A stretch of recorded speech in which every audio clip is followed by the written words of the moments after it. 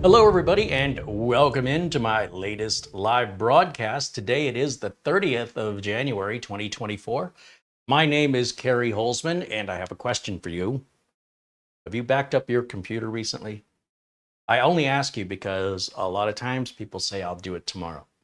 And the problem is, when something happens, and I mean a virus, a fire, a theft, a flood, an accidental deletion, a drive failure, the one thing everybody who's lost data has in common is that none of them were expecting it. So look, you want to send your drive data recovery and spend thousands of dollars and wait weeks and hope that they get everything back or anything at all? That's your choice. But I'm telling you, just because everything's working fine today doesn't mean it will continue to. Uh, Unexpected things occur, just like car accidents. When we get in the car and we go to somewhere, we're not expecting to get into a car accident. When it happens, it's always unexpected, never planned for, and hopefully you have insurance. Trying to get insurance after the fact, you know better than that. That's kind of like backups.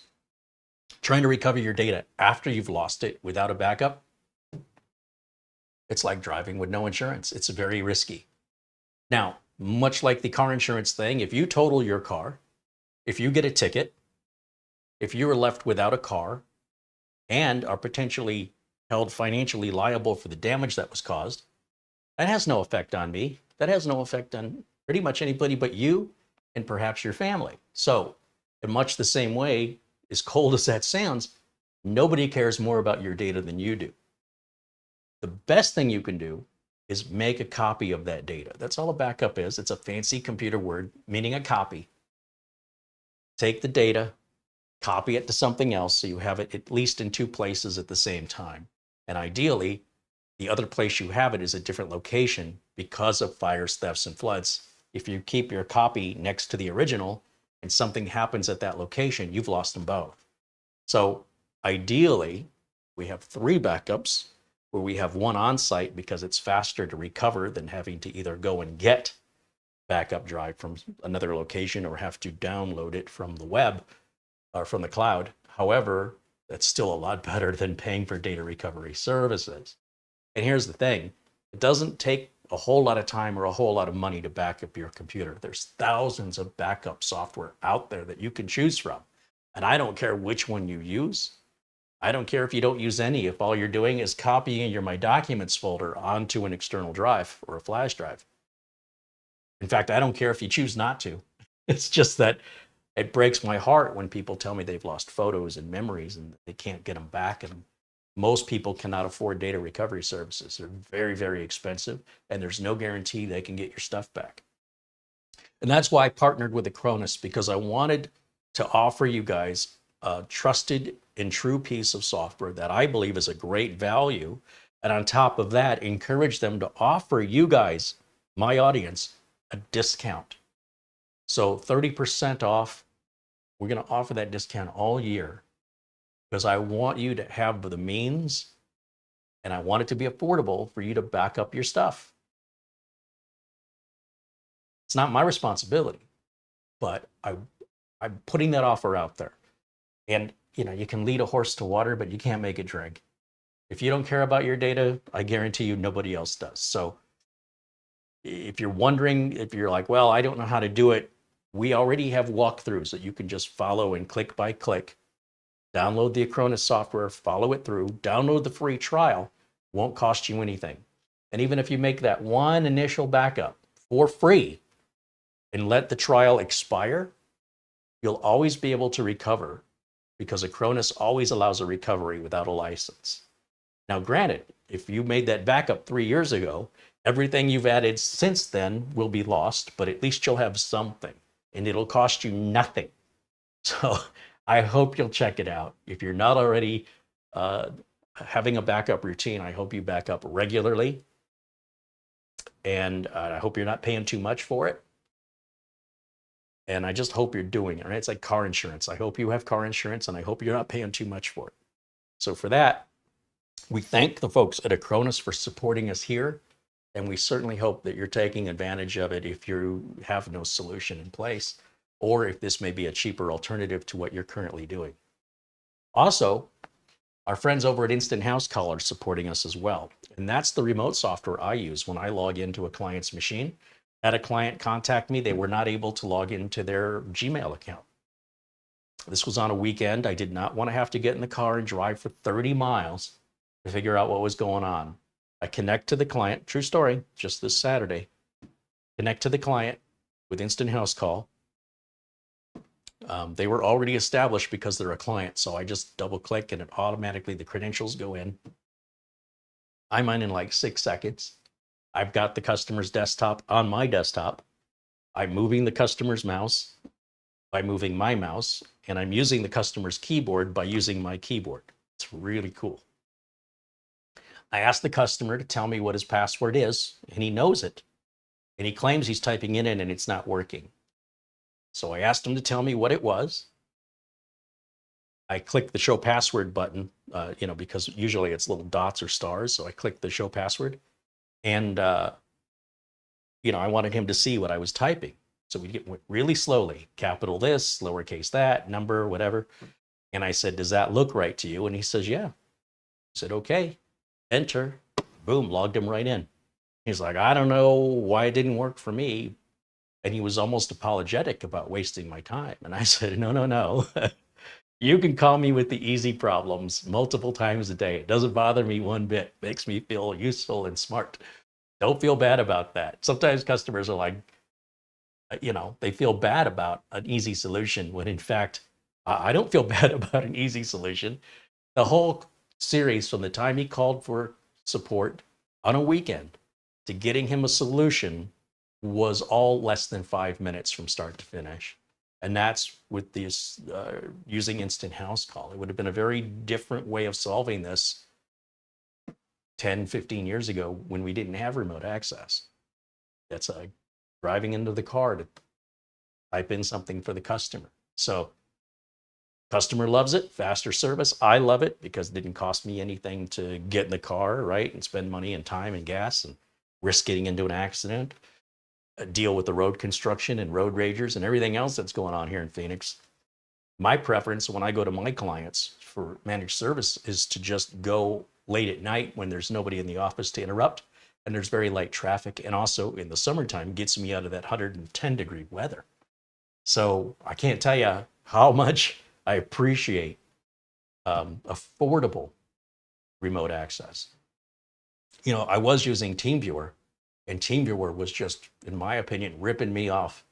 TeamViewer is easily 20 times the cost of Instant House Call for just an average single license.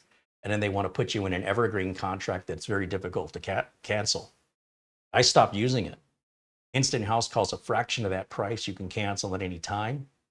And it's way more useful than TeamViewer for repair work. So decide for yourself. There's free trials to download Instant House Call. There's free trials to download Acronis. You can decide for yourself. And we thank them for supporting us here. And my business would be a very different business if I didn't use those two utilities to assist my customers with regards to my profitability. Because everything else I've seen cost more in terms of backup software, in terms of remote access. I've been in this business over 30 years, and these are what I found to be the best in their category. So we're very honored that they're supporting us here. And yeah, we thank them. All right, so today I am going to take a look at the Geekom Mini IT12. Now, as you recall, last year we reviewed the Mini IT11. So this is an 11th gen Intel processor. Now, for those of you that don't remember, this is the video where I took the Intel NUC, the 11th gen Intel NUC, and I put them side by side, and you couldn't tell them apart. I think the Intel NUC had Thunderbolt, and that was the only difference, and the Intel NUC was $100 more. The circuit board, everything, the case, all was identical to every detail. So why buy the Intel NUC when you could have gotten the Mini IT11 unless you needed that Thunderbolt and you were willing to pay $100 more for it? You've got essentially the same quality and the same components. So I'm very curious to see the Mini IT12. Now, Intel no longer makes the NUC. They're licensing it out to others, but they're out of the game. And now the 12th gen, just to give you an idea, the 11th gen that we reviewed was a an i7-11390H with 16 gigs of RAM and a 512 gig storage. And the Mini IT12 is an i7-12650. What did I say this was? An 11390. So we go from an 11390 to a 12650H. We go, instead of 16 gigs, we have 32 gigs of RAM. And instead of 512 gig of storage, we have 1 terabyte of storage. So that's what you can see, the evolution going from one year to the next. And I'm expecting that same Intel NUC-like build quality from Geekom. So let's move this aside because we've already reviewed that. And let's take a look at what we got. But before we do, let's say hello to everybody in the chat room here. And going to be an 80-degree Fahrenheit day here today and tomorrow in Phoenix, and then nothing but gloom and rain for the weekend. So welcome to the desert. Let's take a look. Ben Laird from Scotland contributes £2 and says hello. Thank you, Ben. Andy Kane with €2 says he's glad to contribute and be a part of this community. Well, we're glad to have you, Andy, and thank you for supporting the channel. Alan Lindos with $7.77 in Super Chat says, it's my early fee, but I would rather do Amazon gift cards with percentages, you know. Yes, as a reminder, anytime, whether you're a member here, paying the monthly membership, or you're contributing via Super Chat, you're giving YouTube 30% of that money. So I only see 30% of what you give, and it takes me 30 to 60 days to even receive it. If you choose to contribute via Amazon gift cards, I get the money within minutes. There is no percentage taken out whatsoever. And I'm likely going to spend the money at Amazon anyway to buy the equipment that I need to make the videos for you guys to share in our enjoyment and discovery of new technology, the latest in technology, whether it's a Ryzen 7 8700G that starts on pre-order tomorrow, or we're looking at unique custom computer builds, which are quite expensive, and then leave me with the burden of trying to sell them afterwards. Or we're looking at just different unique storage, you know, internal, external storage devices, how they compare their costs, and introduce you to tips and tricks here that I've learned in the industry, from driver backups and Windows optimization tips, none of which involves any window utility software. I do not endorse CCleaner or System Mechanic, or if it's a Windows system utility, I pretty much don't endorse it, don't recommend it. Now, I used to, back in the Windows XP days, maybe even a little in Windows 7 days. But Microsoft has done a lot of work and added a lot of self-maintenance features to Windows 10. So for Windows 10, I use the Microsoft PC Manager. It's free to download. It's a beta, but it works perfectly. And it just combines all the Windows built-in utilities into one easy-to-use interface. And that replaces all of your third-party system maintenance utilities. Strongly recommend embrace the now, give up the past. That's all, unless you're working on older computers, in which case, you know, keep doing that. But at least I won't start using those utilities unless there's an exception where I feel like something like CCleaner might be useful in a cleanup of a really, really bad machine. But for the most part, it's maybe once a year that I see that exception. Anyway, just my thoughts. You do with that what you will. I don't. Again, I'm not making a profit from it either way. So there's no incentive for me to give you information that I don't believe is genuine and helpful, that I don't use myself. I'm paid the same either way. So you may choose to value it, or you may choose to dismiss it. It's entirely up to you. And scroll through, say hello to everybody here. Planet Cryos with a $2 super chat says, what's crack-a-lackin'? Good to see you. Like always, right on, Planet Cryos. Thank you for that. Sam F2000 with $10 in super chat says, thanks for all of your reviews and insight. Well, right on. Thank you for supporting the channel, and thank you for being here. Hello to Blue Greenie and Les Stevenson, Leslie Cabins, and Chris Johnson. There's the man, Michael Dane, joining us, and David Ice. There's Gooden and Pete Tracker 34. Dave Batt says hello. There's our friend Buster. Peter Laycock joining us from Scotland. He says, good morning, Carey and everyone in the chat. All the best from Bonnie, Scotland. Temperature in Edinburgh, 39 degrees Fahrenheit or 4 degrees Celsius. You know, we've got a build coming up this Friday. And unfortunately for us, Mitch will be unavailable. He's traveling to Los Angeles for an acting thing. These actors, I'll tell you. Hopefully it doesn't cut up in all the rain. But we've got a very unique build coming up on Friday. And it's all thanks to our friends Oystein, Peter Laycock, Gregory Howard, and Frankie. Did I say Frankie B? Frankie B. I gotta go through the names. Frankie B, Oystein, Buster, Gregory Howard. These four gentlemen have been extremely generous recently in their contributions, completely unexpected, unplanned, and have given some Amazon gift cards that I was able to make a purchase that I had no plan on purchasing. So we're going to build a really cool mini ITX computer that already comes with a power supply and a cooler built into it that are already cable managed and have all the right length of cables. Thanks to these, look, all of your contributions count. I don't want to minimize anybody who's kind enough to support the channel. But I want to emphasize that these four gentlemen have given above and beyond, and I think they deserve recognition for that. So I think we'll have to name this PC after them, and we'll see if one of them actually wants it, because any of these four gentlemen have basically paid for this machine so you guys can enjoy the content. I mean, how cool is that? So we thank them for their extreme generosity, and we would not have had this build without them. So I hope you'll join us this Friday as we take on a whole new build. We've never done anything like this before. It's a mini ITX, really tall, skinny tower with built-in power supply, built-in cooler or included. Very unique, and it will be a Ryzen, an AMD Ryzen build. PCS Computers Missouri with a $10 super chat says, for the creative coffers, Carey, thanks for the content. It's from Rich. Thank you, Rich. And Thomas Packenstow.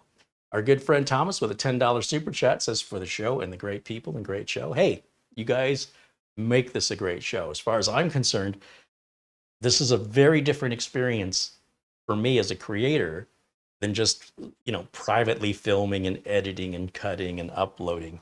I very much enjoy the interaction with you guys and really don't like to go back to edited videos that are just one way of me talking and you listening. I like to hear back. And I like to hear back instantly, not 10 days later. So for me personally, I get a lot more out of it. And I think you can tell because of how often that I go live. I keep coming back for more because I can't get enough. And I can't thank you guys enough for that. All right, so today we're looking at the Mini IT12. Brand new model, just came out from Geekom. And it's almost like a bluish color here. Let me bring it up to the camera and show you close up what all the ports are. It's pretty much the standard Nook shape that we're familiar with, that we've seen over the years. There's our branding on top, USB 3 ports in the front, Type A with a headphone jack, microphone jack, headset jack, all three there, the 3.5 millimeter audio jack. And of course, our power button. On the left, we have a card reader, and I like that it's a full-size card reader. On the other side, we have a Kensington lock port if you want to lock this thing down. On the back, we're using a round barrel-style power jack. We've got USB Type-C that supports DisplayPort out on both sides here. I think those are... This one is a 10 gigabit per second, and this one is a 40. That would make it USB 4, right? So we've got two HDMI ports down at the bottom here. I can find my finger right there. There's an HDMI port. There's another HDMI port. So we're looking at 4 display ports out, or 4 video outs rather. We've got a 2.5 gig LAN adapter along with Wi-Fi and Bluetooth, another 10 gig per second USB Type A, and a regular USB 2 port right there. So it's pretty well loaded. I'm kind of curious what these indentations are for, if that just pulls up or... Sometimes these things have magnetic tops, but this does not appear to be one. To retrieve or to get into the inside of this, you can see we do not have to remove any rubber feet. The screws are just right there, easy to access with an arrow indicating when you put this bottom plate back on, which way goes to the front. Because it's perfectly square, it can be a little confusing to know which of the 4 directions it could possibly be put back on. And that little arrow helps those of us like myself who aren't paying attention when I take it off. But before we hook this up and look at it, let's take a look at the website and see how they are promoting this. Because a lot of times, what I see a lot of reviewers doing these days is simply reading the manufacturer specs out loud and then verifying them. Okay, well, what did you expect was going to happen? Of course, the verification is simply going to confirm what the manufacturer's already said. What is the point of that? I don't get it. So in any event, we like to do things a little more realistic here with how we use the machine and how we test it. And, running games on it and such, to me, is a waste of time, because how it runs a particular game probably isn't useful to you, because it's likely not a game you play. And even if it was a game you play, it would probably not be under the settings you prefer to play under. So you really have no idea how it's going to play your game. But you know how it plays the games they randomly choose to select when they do their reviews. So, you should have an idea of what to expect based on the manufacturer's specs. I don't think there's going to be any surprises. Now, that being said, we have 2 pages to show you. We have the Geekom page, which is based out of England, out of the UK. Let's turn on the window capture. There. And here we show the Mini IT12. It is available in a cheaper configuration with the i5 if you don't need the i7. And it starts at 439 pounds and goes to 509 pounds, depending on how you want to configure it.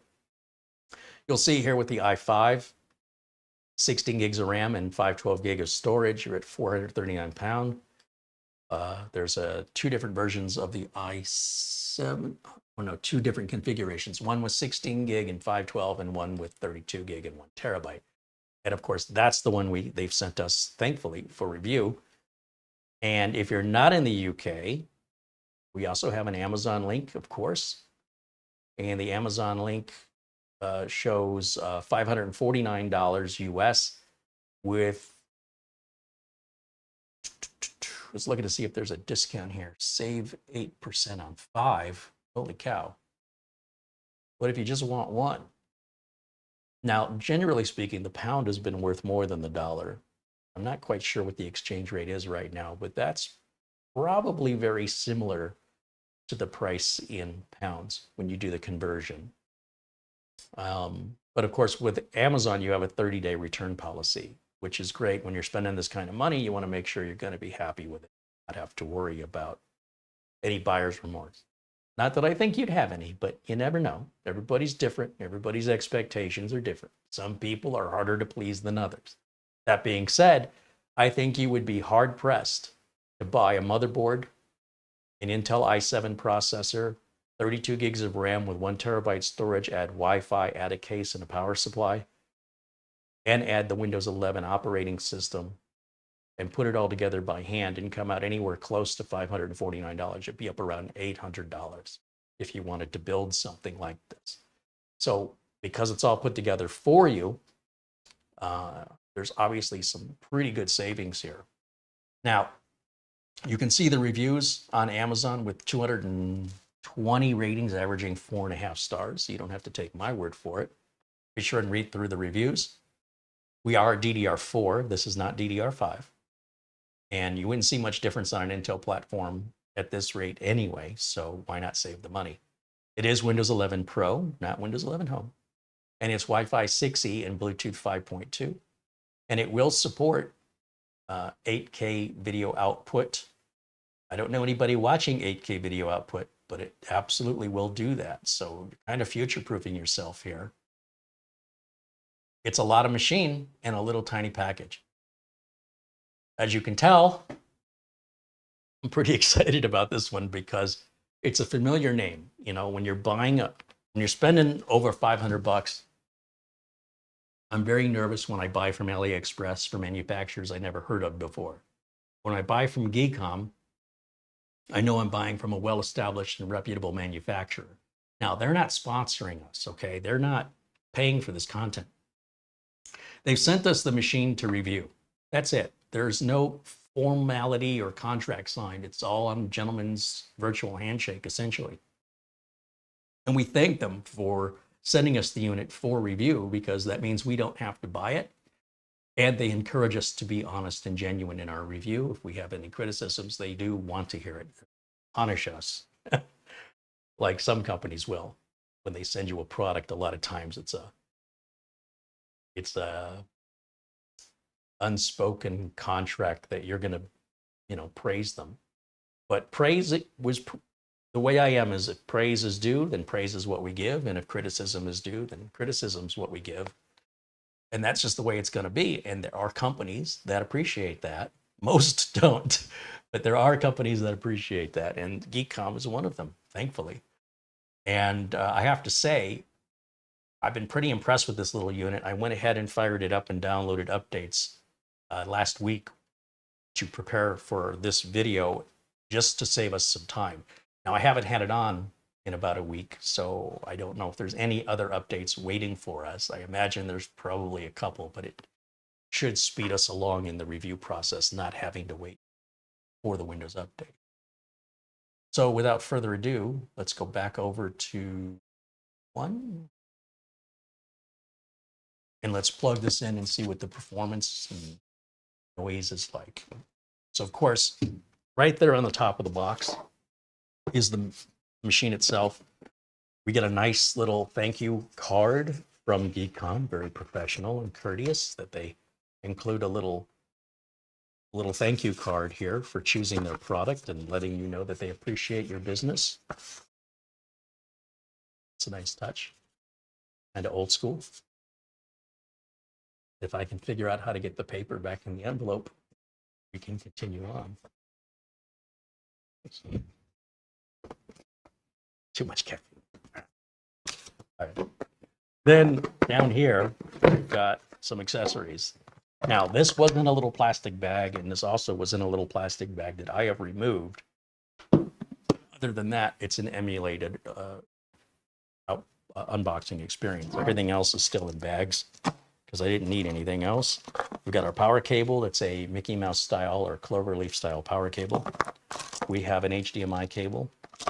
We have a VESA bracket if you want to.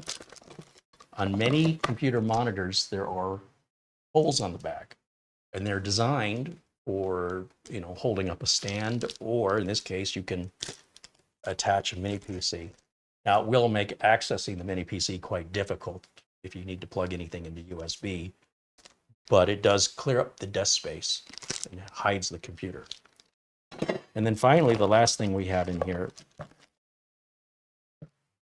is some documentation that explains the this assembly, as well as how to mount this to the back of a monitor.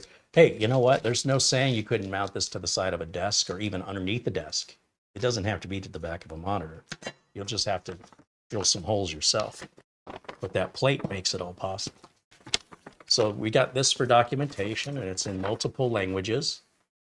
And Geekom sells in multiple countries. There are different plugs available. Make sure if you're ordering one, you get one with the right plug for your country. And then there's a little bag of screws that's for the VESA mounting plate. VESA is VESA. If you want to Google that, if you've never heard of it and you want to learn more about what that standard is and why it is. So let me go ahead and move all of this aside. And let's get this plugged in and turned on. We'll see what the boot time is. We'll take a look at our specs. We'll see who makes the network interface card. The regular routine. Sometimes the manufacturers leave out information like, is it Gen 3 or Gen 4 M.2 and at what speed? We're going to figure that out. Which network interface card are they using? Intel, Realtek, somebody else? Be nice if the manufacturers provided that information, but it would make reviews even less useful because then we're just repeating what the manufacturer already told us. So in that case, we at least have that purpose behind the review, to disclose information that the manufacturer, for one reason or another, has not disclosed. So that still gives us a purpose and justifies our review. I need a keyboard and a mouse here, so we'll grab that. And I'll just plug this into the USB 2 port in the back. I hate wasting a USB 3 port for a keyboard and a mouse. It's not like I'm going to type any faster. And then finally, we'll turn this on. Oh, I have to give this power, right? I always do that. So I'll just use my own Cloverleaf power cable here. Plug that in, turn this on. There it goes. There's the power light that's on right there. Fan kind of ramps up here and then it'll calm down. Let's switch over to our HDMI input. And here we go with the little toilet bowl flushing for Windows 11 showing that it's loading. And then we are almost immediately at our desktop here. In fact, I would say, maybe because I haven't turned it on in over a week, that this delay would not be normal under regular usage. I think it's delaying either with the obtaining the IP address, since nothing would be held for it if it's on a network regularly every day. And we'll restart it just to verify that, and you'll see how much faster it is. But yeah, if you haven't turned it on in a while, and that's true of any computer, it may take a little longer to start up. Now, I've already run Crystal Disk Mark on this, and these are the results for the included M.2 drive. We are Gen 4, obviously, at these speeds with 5,100 nearly megabytes per second. Knowing Gen 4 can go up to 7,000. The problem is, to go faster, you'll have to spend more. And so the manufacturers, they kind of go down the middle when it comes to the speed of the RAM and storage, because otherwise people will complain about the price. So it's easily upgradable if that matters to you, but to go from 5,000 to 7,000 is milliseconds of difference. Most human beings can't tell the difference. And then on the write speed, we're just under, we're almost 4,450 thereabouts on a sequential writes. So overall, pretty much right down the middle. And then if we look at the C drive and we go to our properties here, we can see who makes it, typically under hardware. We can see that's a Lexar drive. That's a name brand drive. So that's impressive to see name brand stuff, not this, these manufacturers from China that us in America have never heard of before. So brand with a good reputation, Lexar. Now, if we take a look at our device manager, we can see our network interface adapter is made by Intel. It's an i225V. There you go. And the Wi-Fi adapter is also Intel. So remember, I keep comparing the Mini IT11 and Mini IT12 to Intel NUCs. It's, to me, a rebranded NUC. I mean, it's got all the same build quality. Even if you compare a component for a component, identical, but without paying for the Intel brand name, it is traditionally about $100 cheaper. And since Intel's no longer manufacturing these, we don't have that comparison to make, but I'm glad that we have that to build off of as Geekom continues to manufacture NUCs. We'll continue to expect them to do so in that Intel-like quality that's almost indiscernible. Let me go ahead and turn on our browser protection, and I'll dismiss the account protection, just because I like to have everything happy. Dismiss that too. And then we'll go over to Windows Update just to see if I'm missing any.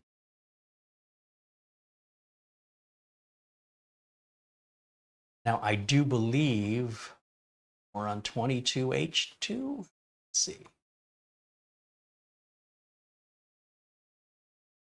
Yeah, 22H2.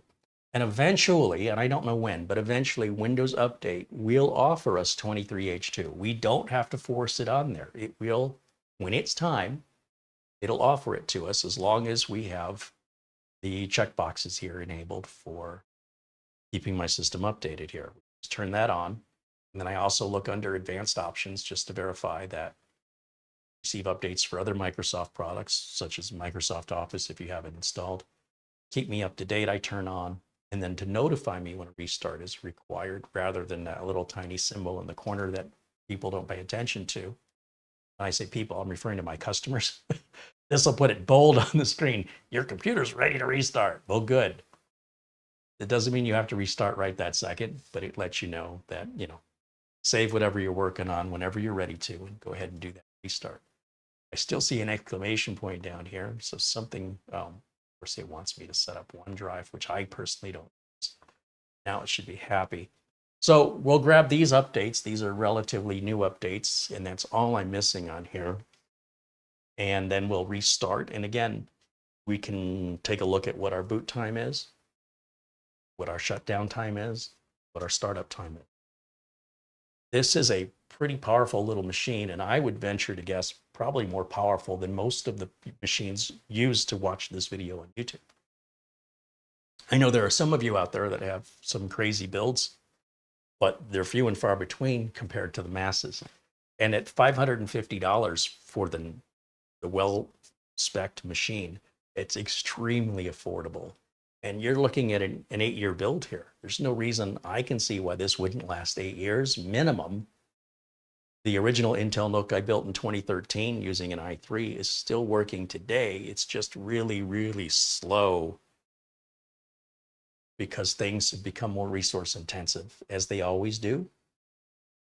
And that's typically why machines need to be replaced, not because they fail, but because they can no longer meet the requirements of modern software, or they do so in a way that tests your patience.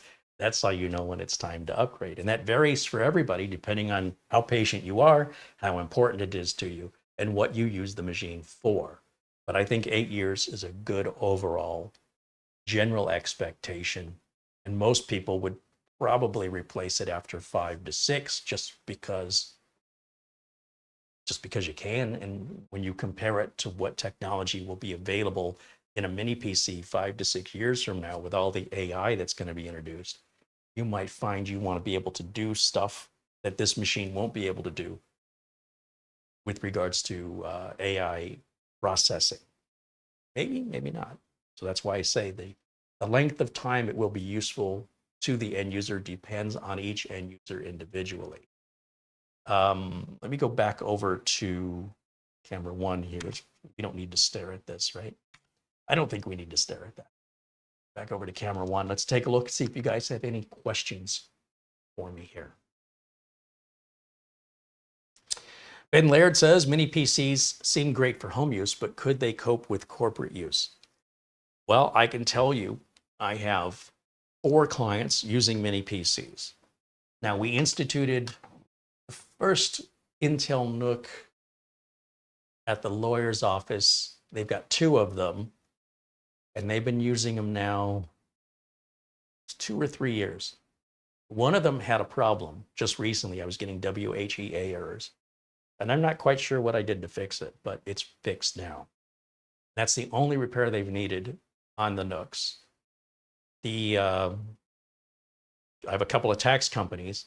They're each running one, and not a word of complaint since they were installed. So I'm assuming no news is good news. There's a 4th one. Essentially, corporate users are typically much better at computer requirements, taking care of the computer, and not, they're not trying to overclock the computer. They don't have children trying to put marbles in it. You know what I mean? So corporate computers are usually very well maintained by the IT department, and they're not abused typically by the employees. As a result, they tend to work better in a corporate environment than a home environment.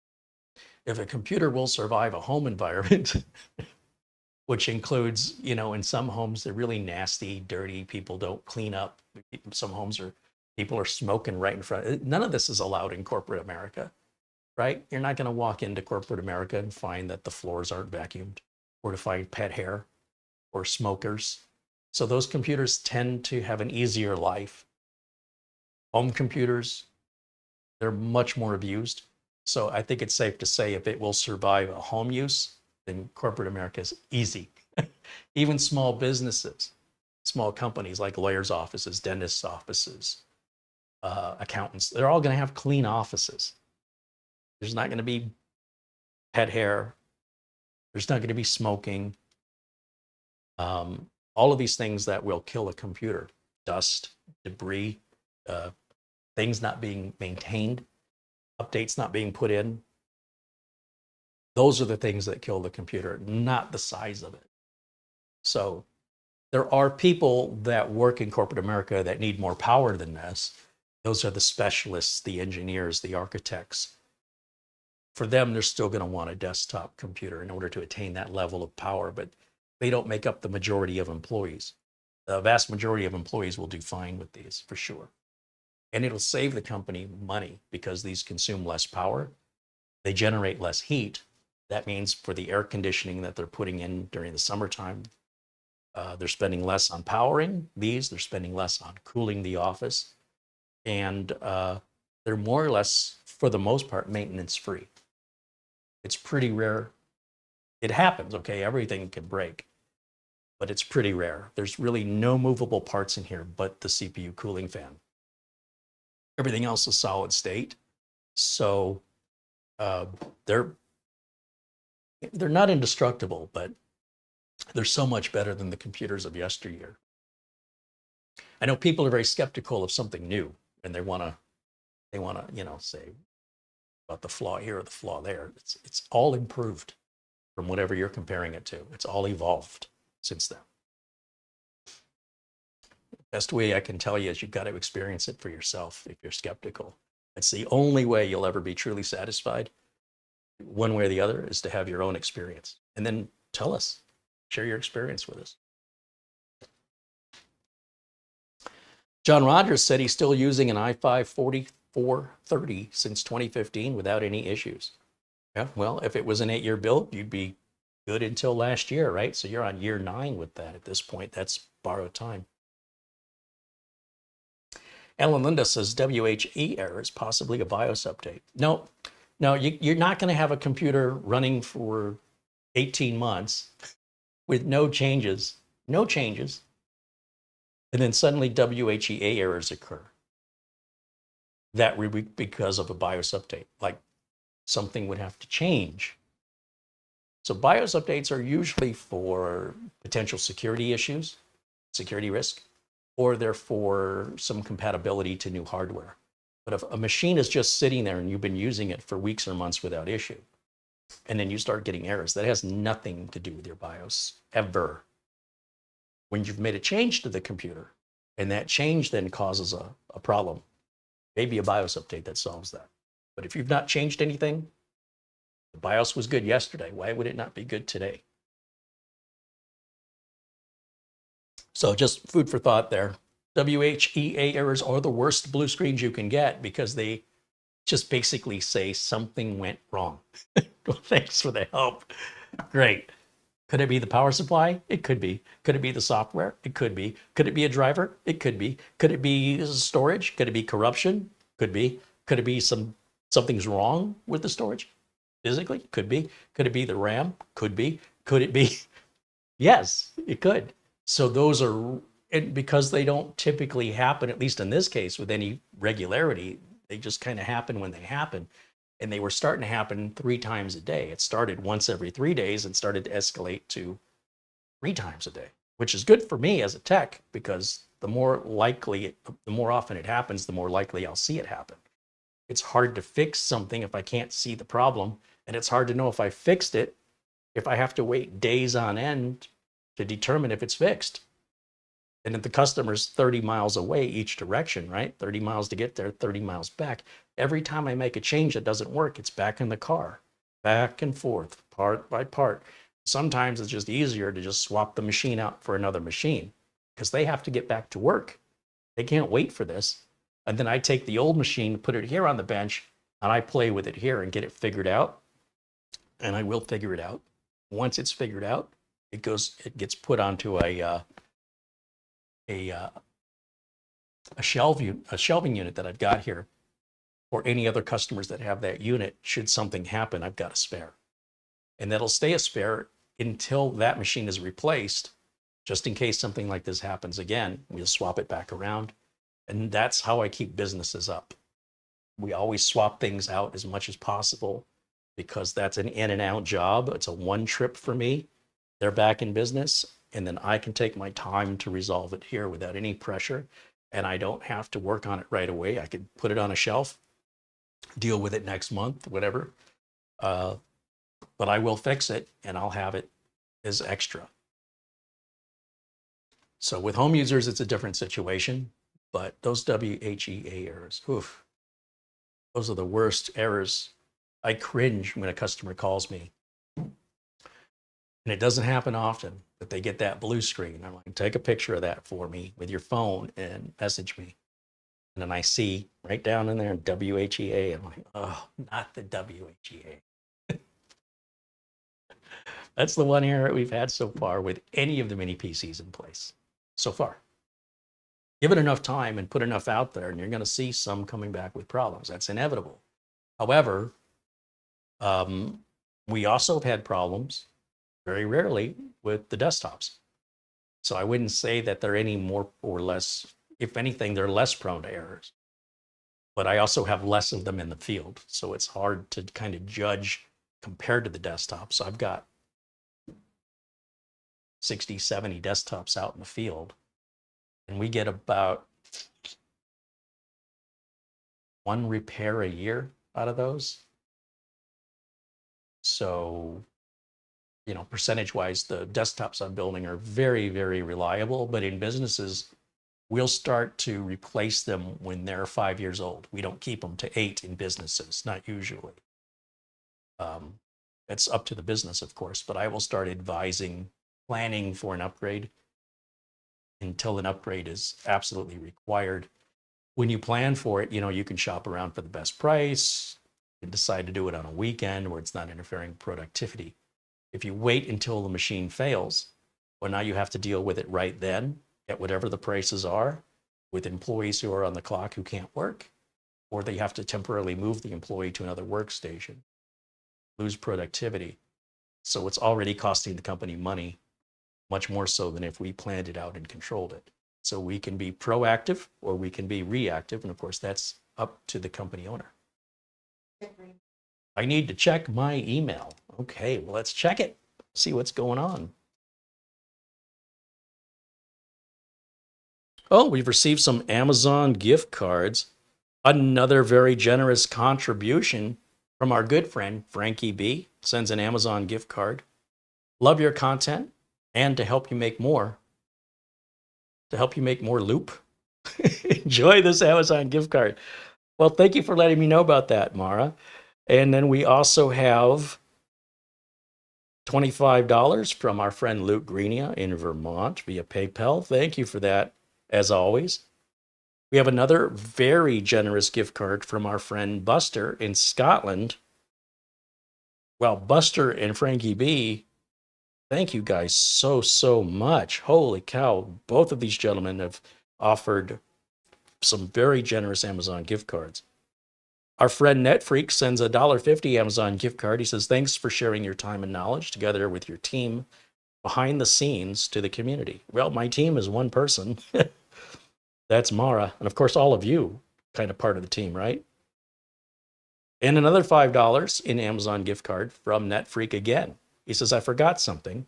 Here's something to get our colorful and psychedelic, hardworking lady something to drink in the desert.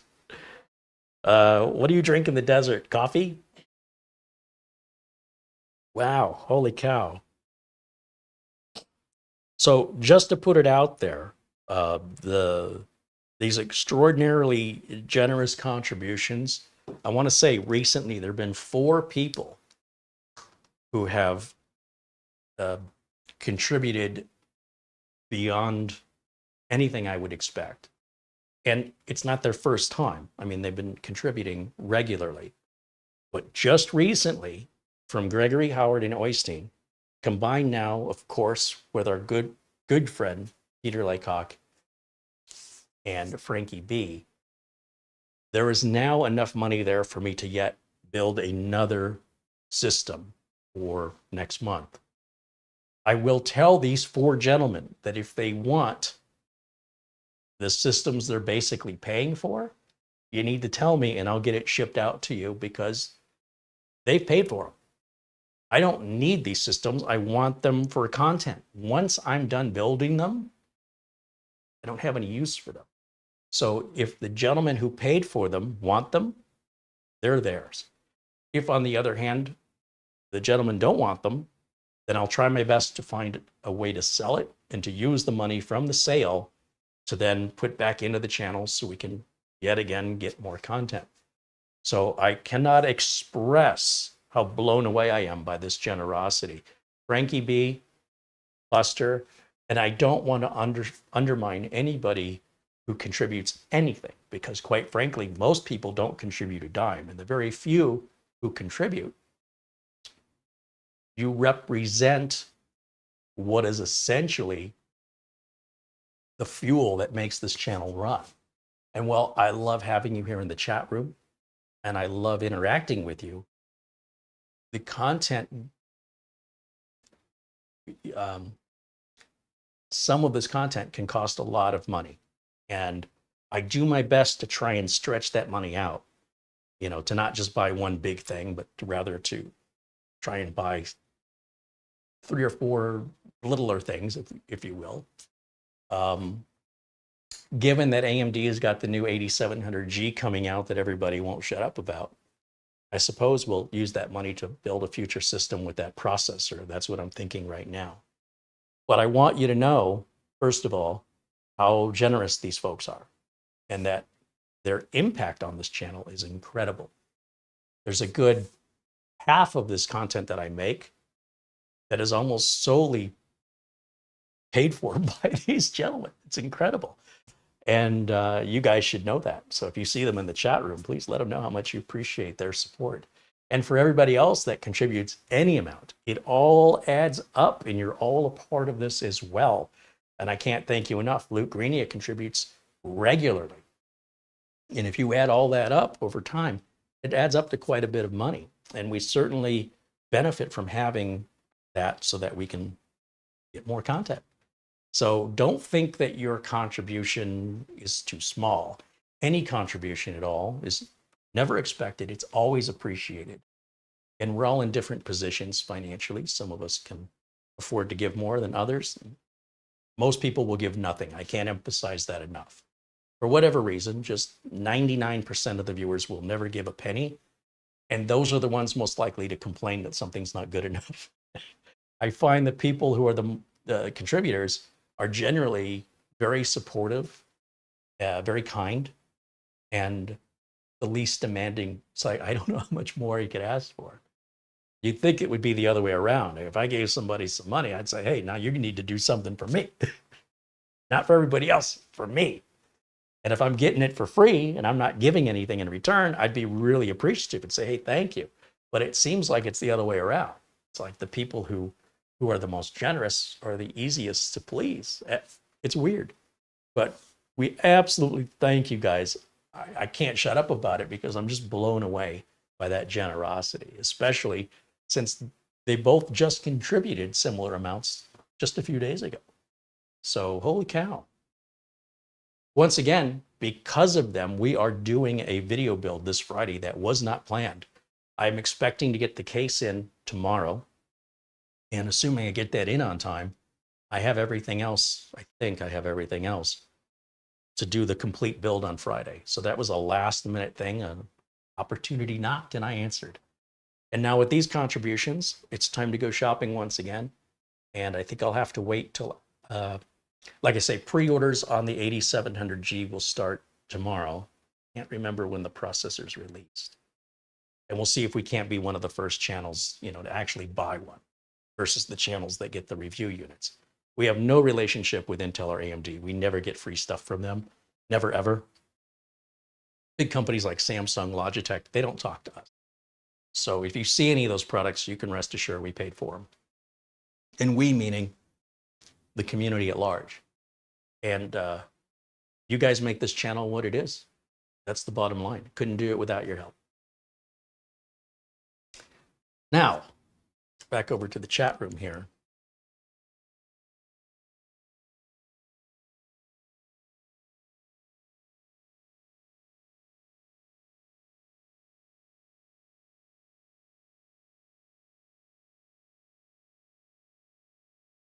Somebody in the chat, Amazon gift card. What was that? What is that? Is that a link to people to get an Amazon gift card?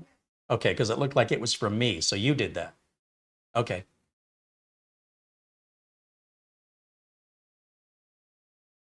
Les Stevenson said he's got the flu and he's dealing with arthritis. But thanks for your time. Wonderful review. Catch you next live. Hey, I hope you feel better, Les. Thank you for hanging out with us. Thank you for being a part of the community. Dan Nilsson joining us says hello. There's Ski Man saying hello, and Captain Blinsky. Nick Caffrey, as well as Doman 2000. Jim KJ3N says desktop computers should be replaced after 8 years. Laptops should be replaced after 5 to 6. I couldn't have said it better. Totally agree. Gary Tatum says 90% of office work would be done in emails, spreadsheets, Word documents, and presentations. In my experience, there are some proprietary apps, like the dentist will have Dentrix software. Lawyers have their, I don't know, lawyer software. Tax people have Drake and Sage, and I don't know, there's a few other tax programs. TurboTax. So there's usually an industry-specific app they run. In law, we deal with a lot of printing, faxing. They deal with a lot of documentation, whether that's Word, Excel, PDFs, creating PDFs. Sometimes they get sent documents made in a very old Word Perfect or something, and they'll send them to me and ask me if I can convert them so they can read them. That's crazy. Sometimes clients, other lawyers' offices, and government will still send flash drives and CDs with legal documentation as a way to secure it. There's still some old school stuff out there.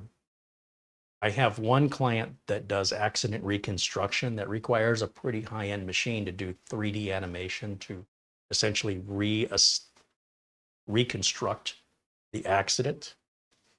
And that's pretty fascinating. And it's a hell of a machine he's using for that.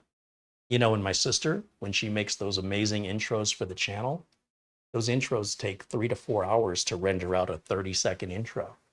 So I want to let her borrow the server machine from Serve the Home that we repaired. And I want to see if that makes a difference in how long the videos take to render. She's using a very high-end machine, and it's not good enough. So I am very curious if a 0.5 terabyte of RAM and 128 cores with a 3090 Founders Edition will actually improve that speed. And if so, then we will likely get a lot more intros, because it's very discouraging for her to spend the time to create it.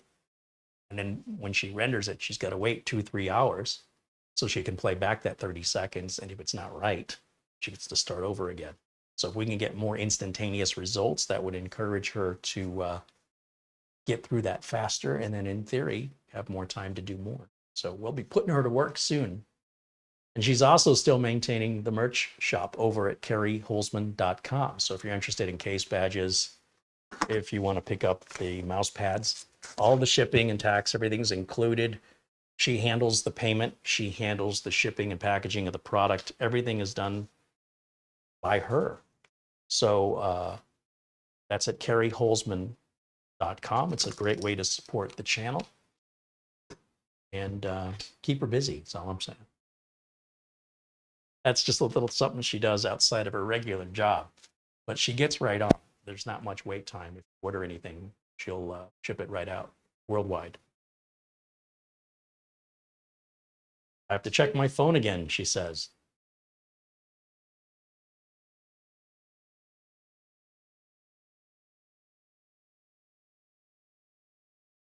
Hey, Tom Jackson with an Amazon gift card, $77.77. You and Alan Lindos with the lucky sevens. Thank you, Tom. Abdul Azim Patel, there's our friend Abdul, a frequent contributor here as well, with a $25 Amazon gift card. Thank you. Thank you, Abdul. Thank you, Tom. Avery Ramstorff sends a $5 Amazon gift card. Thank you, Avery. Just want to make sure if I'm missing anybody here. Wow. We don't normally see contributions like this on a Tuesday. That's usually I've noticed like trends like Fridays or end of the month, beginning of the month. Well, I guess it is the end of it. Anyway, I can't make rhyme or reason of it, but you're certainly expressing a lot of generosity today, and I can't tell you how much I appreciate it. And that I'll be looking on Amazon, and don't be shy to tell me if there's things you're interested in seeing, such as routers, more external drives, other mini PCs, more desktop builds.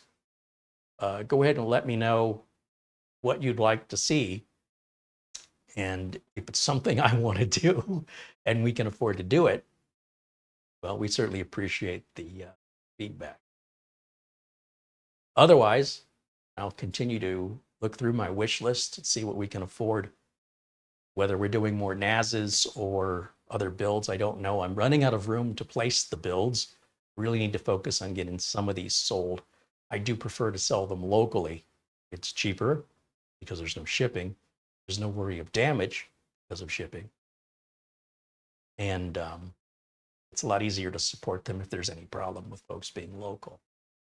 But we do ship these computers within the US. And if you're interested in anything you've seen, reach out to the email address that's in the About page of our YouTube channel, and we can work out privately. Let us know what your budget is and what you're looking for. And if we have something that'll fit, be happy, more than happy to work with you. And you can have a piece of the channel at home, which is pretty awesome. Steve H with a $10 super chat says, I finally got a break to watch you live. Thanks for sharing your skills and experience. Well, thanks, Steve. Thank you for supporting the channel. Thanks for hanging out with us. Paul Connolly is interested in routers. It's been a while since we've touched on routers, and that's primarily because there hasn't been a whole lot yet. Netgear has this Wi-Fi 7 router. It's like a tube. In the reviews on it that I've seen, people hate it. Now, I've been very happy with the TP-Link router that I've got here, and other routers that I'm seeing that are really inexpensive, they don't compare to it. But I have been poking around a little bit at this Reyee brand, Reyee, and I was looking last night to see what other reviewers are saying, and every single reviewer is somebody I've never heard of, some little tiny channel. And I'm like, who are these people? And they're like, oh, this is a great router. This is the best router I ever used. I can't tell if they're paid shills or if they're genuine content creators. But I was looking for somebody popular, and I haven't seen anybody popular. Doesn't mean it's not out there. I just didn't see it. Reviewing these Reyee routers. So that makes me even more skeptical. I'm not quite sure if that's something I want to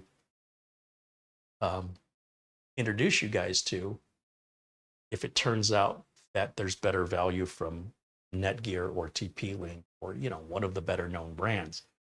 On the other hand, maybe it's really, really good, and I'm doing you a disservice by not reviewing it. So again, I was looking at that last night just as a little variety, but once again, I have no use for it because even then, the best Reyee router doesn't even compare to the TP-Link. There are just not enough Wi-Fi 7 routers out there yet.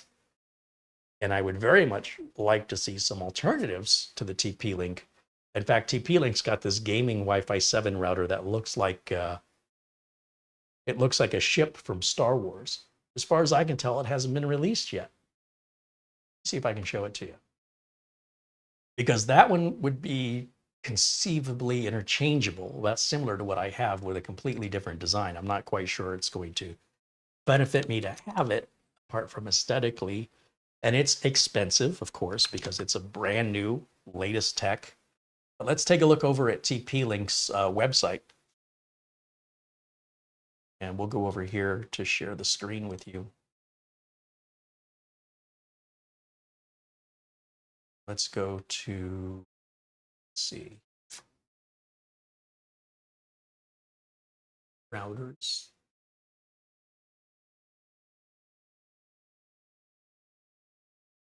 I want Wi-Fi 7 routers right here. Okay. So that's basically what we have right here, the BE800. This is the one I'm most interested in. Look at this guy. This is the BE19000. It's a Wi-Fi 7 promoted as a gaming router. And I just think it looks really, really cool. It doesn't really seem to be much different than what I already have, other than a completely different case. And as far as I can tell, it's not available for sale yet. They've been promoting this over a year now, and it's still not out.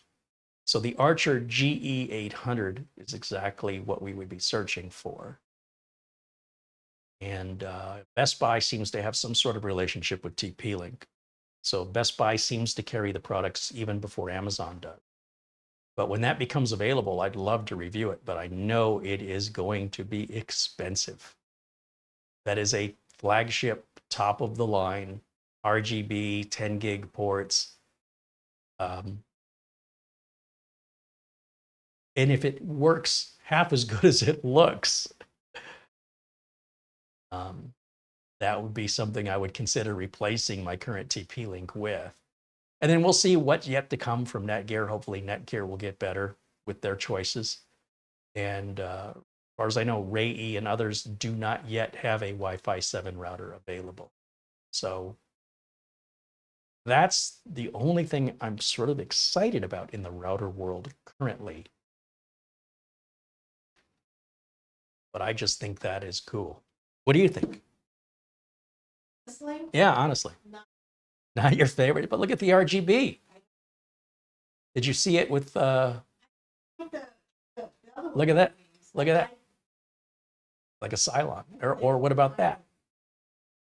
Actually, that may not be RGB. That may just be X-ray of where the antennas are. But if that is RGB, that'd be cool. You're saying RGB is cool, and well, I usually like it. For you to even mention that you like that on there? On a router, it's one thing. To have to do the cable management on a PC. RGB necessary on? So that. Why is RGB necessary on anything? I like RGB on my, but on a router, I just back. You don't you should be looking at it. So RGB on a router to me is completely. Maybe you don't look at it because there's nothing to look at. If there's a display screen, I might. That's what I'm saying.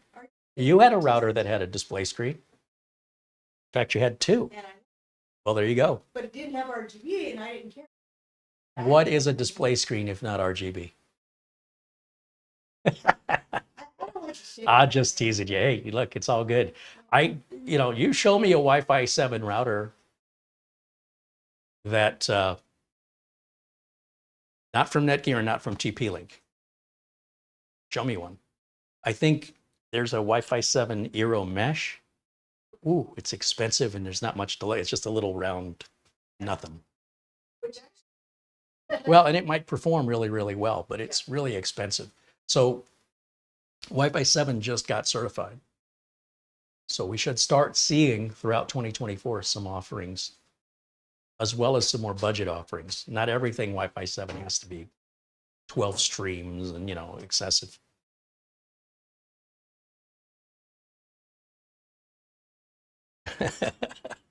Chris Johnson says twin ion engines. That's TIE Fighter. TIE. Jim KJ3N says RGB is a waste of money and time. A lot of wasted cable management. A lot of time wasted in cable management. Yeah, but not in a router.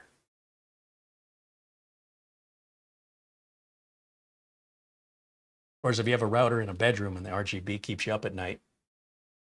On the other hand, if you're in a bedroom with a nightlight, you could replace the nightlight.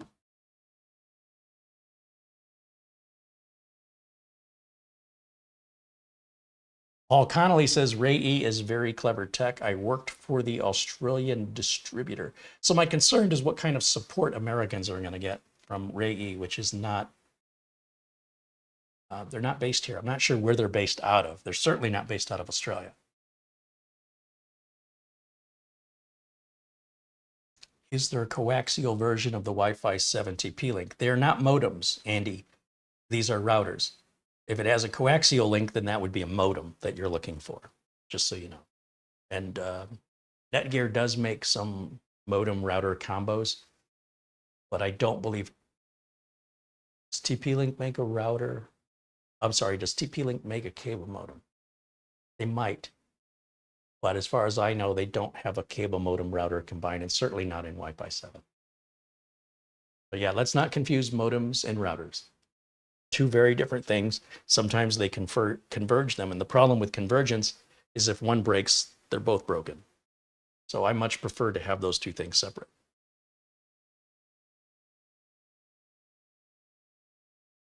Paul Kitching says he renders most of the day and sometimes overnight for animations. The PC's rendering now, and I have Photoshop running as well. Yeah, see, there's not enough people doing what you're doing, right, to justify any stand promoting that as being great for animation, because you're essentially talking to a very small portion of the audience. However, it is some portion of the audience, right? But they're obviously not appealing to the minority. They want to appeal to the majority. And when you get into that 3D animation stuff, cost and everything goes up because it's pretty intense CPU work and GPU. And in sometimes it's very important work. Like I say, that accident reconstruction can make the difference in a court case to find in your favor. The jury can visualize what happened and who's at fault. It can very much make that clearer. So in many cases, whatever it costs you to make that may be a very tiny percentage of the amount of rewards you get if you win the case, right? So in business, these are relatively small investments compared to home users, where it would be a very large investment by perspective. Now, I wanted to show you the boot time on this. I think the updates are probably long done. We've been off on several tangents here. So let me get back to looking at this. Oh, are you kidding me? It's still doing an update. I want you to keep in mind, my internet connection here is very slow. So this update here is likely taking a long time because of my internet connection. I'm going to go ahead and restart it right now and let it process the updates. And we'll come back and test our boot times. But we'll let it go ahead and do that. And we'll come back to that in a minute.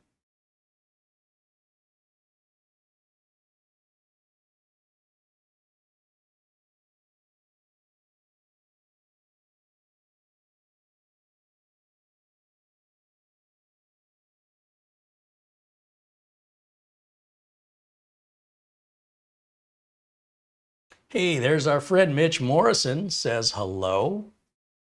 Welcome in, Mitch. Have a safe trip this weekend. It's planning to rain, Mitch. So I know he's not planning to take the motorcycle. And usually if it rains in Phoenix, it's raining in San Diego, LA too. So be safe out there. And hopefully he'll have a video to share with us for this project he's doing out there in LA. Did I have a dad joke? Let's see. Let's see what we have for a dad joke today.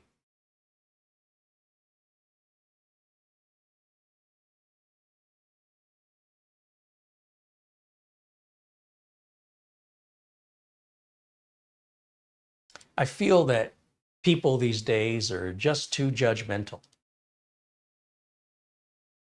I can tell that just by looking at them.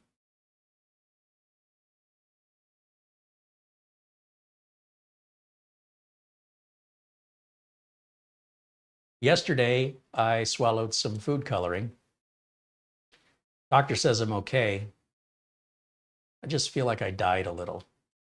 All right, that's enough of that. That's painful. Don't mind me while I amuse myself. Oh, we're used to it, Carey. I need to replace my Coca-Cola with perhaps something with no caffeine. Let me go grab a Gatorade here. And then we'll also check on our computer reboot process. How are we? Oops, wrong one. See how we're doing. Still doing updates. All right. Well, it's a good thing I did all the previous updates, or imagine how much longer we'd be here, right? Now, sometimes these Windows updates, no matter how powerful your machine is, they can take a while. And I'll tell you, I have some pretty high-end machines that will sit there and just chug away at some of these, like cumulative updates can take a while. I don't know that there's any way around that other than maybe do the updates at night when you're sleeping. There doesn't seem to be a machine on Earth that can process those lightning quick. They are what they are. And then when you combine that with my slow internet connection here at Studio B, well, it's the reason why I did those updates off camera. And what I should have done is I should have plugged this in last night and did these updates so we didn't have to do this right now. But I didn't. So here we are. But it could have been worse. That's all I'm saying. It could have been worse. Because normally when I do the updates on these, I'm not standing here biding my time at the camera. I'm in the other room doing some other work, because when this is done with the updates, it can wait for me. That's the way technology is supposed to work. It's supposed to wait on me. I'm not supposed to wait on it. Just saying.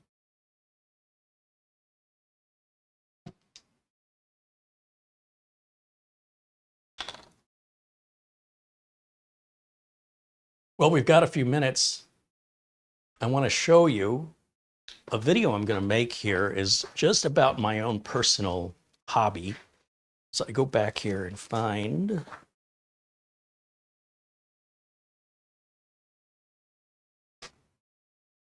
this little guy right here. They sell these on AliExpress, eBay, and even on Amazon.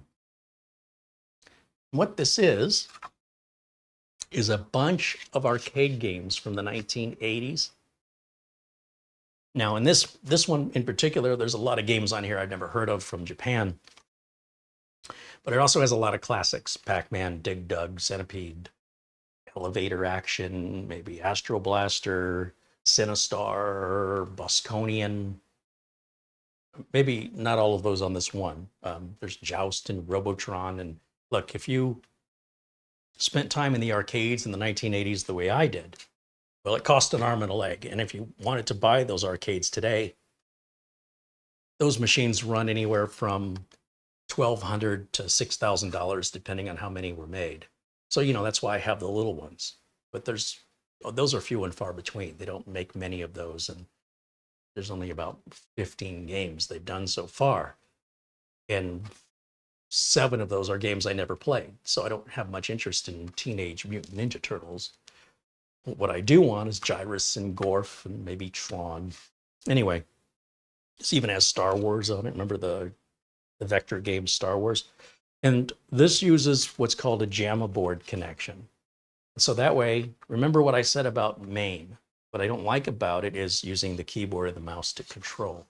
When we played video games, we stood up primarily, and then we used the controller that was with the game. And the controller made all the difference. Tempest game had a very bizarre controller that no other video game had. Battlezone had a controller like no other video game had. Marble Madness had the most amazing sound of any video game at the time. The first, I think, 16-bit sound arcade game. Incredible to experience that. Astro Blaster had a voice that was intelligible. Like, it didn't sound like Berserk, where it was all distorted. It was very clear. And so the control panel, well, it's Galaga or Gyrus, the control panel dictated where the controller and where the buttons and how many buttons and their spacing and their altitude, how high up they were. That was a major part of playing the game. So to put it sit at a desk and to put it on MAME gets you a replication of the game, most certainly, but not the playability. It's very different. So what I was able to do was to build my own controller. You can buy the buttons, you could buy a trackball, whatever you want to add. You can add as many buttons or as few buttons as you want. Player 1, 1 player, 2 player. There's even a coin bucket you can buy. You can buy a coin door. You can take an old non-working arcade game and take its guts out and simply replace all the guts with one of these.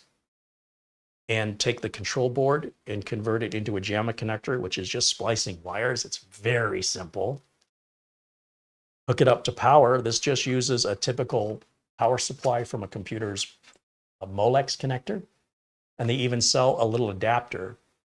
So if you don't want to use a computer power supply, you can use what looks like an adapter like this, and it just outputs to a single Molex connector specifically to power these boards. So these boards are available with different amounts of games, whether they're 60 in one, 19 in one, 138 in one, 750 in one, 3016 in one, 5000 in one. That means there's 5,000 video games on one of these. I've got a 3019 in one coming, and it's a little miniature computer. It's much more powerful than these.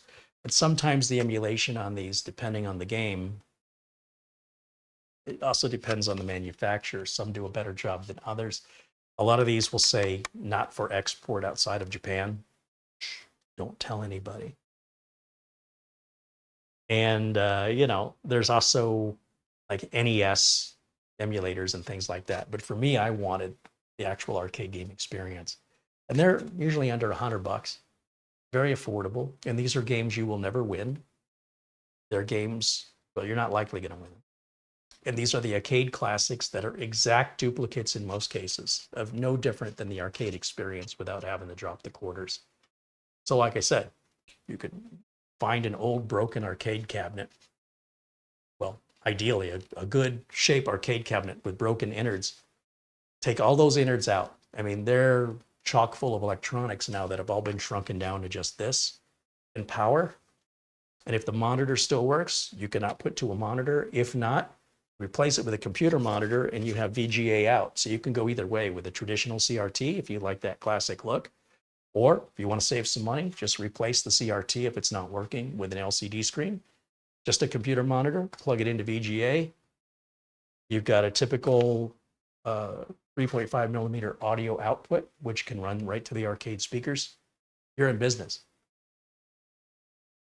I'm just saying. You can also, if your monitor has built-in speakers, you can get a VGA to HDMI adapter. Now that's going to need some power. So there's a USB port that could power that. And then it'll have an input for your audio. So you can run a little patch cable from the audio output into the VGA to HDMI adapter. And that will output the audio and video through HDMI into your monitor. So if you wanted to play this on a projector, or on your big screen TV, you could totally do that as long as your cables are long enough for your control board. And it's the control board, telling you, that gives it the authentic game experience, along with what is essentially an emulator, so that you're getting not a version of the game, not an interpretation of the game, but an actual emulation of the original game, which for me is what I want. I don't want a Nintendo version of Gyrus. I don't want an Atari version of Pac-Man. I want the real thing the way I remember it. I want to see and hear Donkey Kong the way it was in the arcade. And with these emulators, you can totally do that. And it's a fun little project. It's very affordable. And it's fun to create things. So I've got all the pieces. I've got one more board I'm waiting for. And all I'm missing is an old cabinet. So if I find an old cabinet, I'll gut it, and that's my plan. If I can't find an old cabinet, there are specs online if you Google. If you're good with woodworking, you can make your own cabinet. And they have different designs available in stereotypical arcade designs that have all been measured and everything, and you can download the plans. And I'm not good with woodworking personally. It's not my skill. But if I met somebody that could do it, it might be. Or you could make it into a little cocktail table. That's, the sit-down arcade games that still have the control boards. You could buy one of those, especially if it's an unpopular game, as little as $600. And in many cases, many of the cocktail tables already have the JAMA boards in them. They're already made. They sell on eBay and Etsy all the time. And anywhere from $600 on up is what they cost. Now, back in the 80s, a typical Pac-Man machine was about $4,000 or $5,000 in 80s money. And they're not making them anymore. So as people that are my age are nostalgic and buying them up, there's fewer and fewer available to buy. and that drives the price up and makes them harder to find. One of my favorite games was Moon Patrol, and that little machine that I just showed you has Moon Patrol on it. Just makes my day. I love the soundtrack. I love the game. And I bring out my controller board and I do it. So I'm going to hook all that up for you later. Not today, but it's soon in a future video. And I'm going to show you how all that works. It's very, very affordable. And it's very nostalgic because of how true and authentic it is to the games that it's emulating. And the licensing on it's very questionable. There's really no enforcement on it. So, you know, it's not like I'm charging people to play. I'm not earning any profit from it. So I don't feel like I'm the sellers of the machines are the ones that have to worry about the licensing. You as the home user, you don't have to worry about that stuff. Andy Kane renews membership, now a member for 5 months. He says, I've got a long way to get to 20 months. You say that now, but man, time flies when you're having fun. Raj D renews support, now a member for 10 months. Thank you, Raj.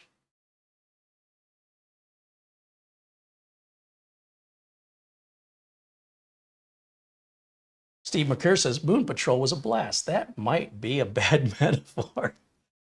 I love the soundtrack. That was a great soundtrack.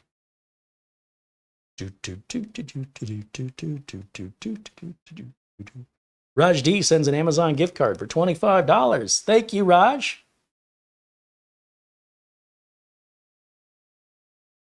$25 from, I'm going to guess, Douglas Burchell. Thank you for all that you and Marlena do. I just wanted to send a little something to show how we all care.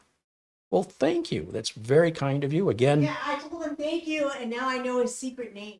Oh, I was a little confused by the first name, but I recognized the last name. And maybe there were two Burchells watching. I don't know. But like I said, these contributions are never expected. They're always appreciated. They're always put back into the channel. It doesn't go to my personal benefit other than my benefit of getting to make more content, which I can't tell. I really enjoy doing this. So thank you for letting me continue and to create more variety. That's the important thing. We're not doing the same thing over and over and over again. I do anticipate doing less and less of the builds only because they're so expensive. They do tend to feel repetitive, and they're hard for me to sell afterwards, quite frankly, and I don't like selling them. I'm not a good salesman, and I don't want to deal with support issues. Now, I did find a gentleman here locally that's interested in buying the machines, but even he needs time to sell them. So he's bought a lot of the older stuff that I have, and hopefully he'll sell that and make some good profit so he can turn around and use that profit to buy some more stuff from me. And when he sells it, nobody knows I made it. I don't have to do the cable management. He'll do it. He can put a video card in it if he wants to, and then he can find the buyer, and then he can support that without me having any attachment to it. So because of that, you know, I make him a really good deal, knowing that when I sell it to him, he's not going to come back and, you know, cost me money in support or, you know, change his mind. And, you know, basically once it's sold to him, it's gone for good. So that's what I need. I need somebody that can keep moving this stuff for me so I can focus on doing this. And until I can get caught up, I need to slow down on the builds. Like I said, they're expensive and I'm getting myself boxed in. We do have some more mini PCs to give away to veterans, however, and we will get back to that very soon. We still have about 15 or 20 of those to do. So that's just more PCs I have to get rid of here. And they're still Windows 10, right? And we want to be able to have people benefit from that while Windows 10 support exists. We've got another year and a half. So there's still some good legs left on those.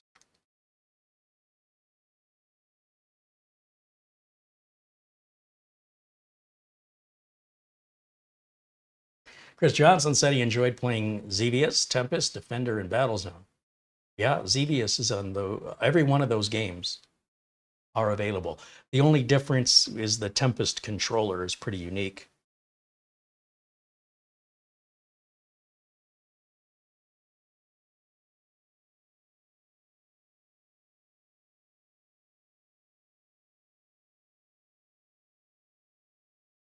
let me see how we're doing here. Did this finish?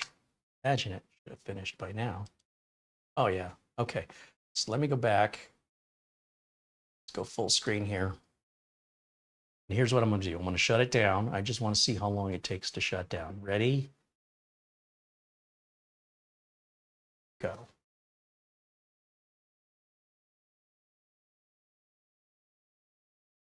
I'm wondering if it might be doing that other update in the background, because normally it would shut down by now.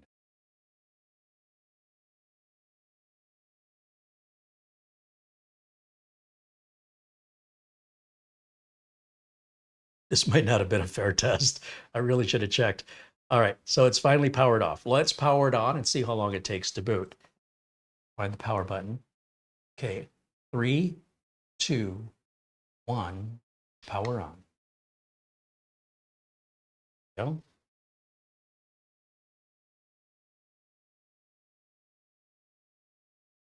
You do hear the fan ramp up initially, and then it quiets down to almost inaudible. But when this computer is working hard, you will hear that fan. It's definitely not that loud, but it's certainly noticeable. Most of the time, under normal usage, you're not going to hear it at all. That was pretty quick boot up time, I think. And then if we look one more time at our Windows updates, because as long as we have an update waiting, it's going to try and grab it in the background. And while it does that, it's going to slow down our ability to shut down. So I don't think that shutdown time was normal. So we'll let that grab that last update. And then, of course, if anybody has any questions for us with regards to anything about the specifications or capabilities of this machine, please ask in the chat room right now. If you're watching the video after it's aired live, leave your question in the comments, and I'll do my best to provide an answer. Or if some other viewer knows the answer, feel free to respond to them, of course.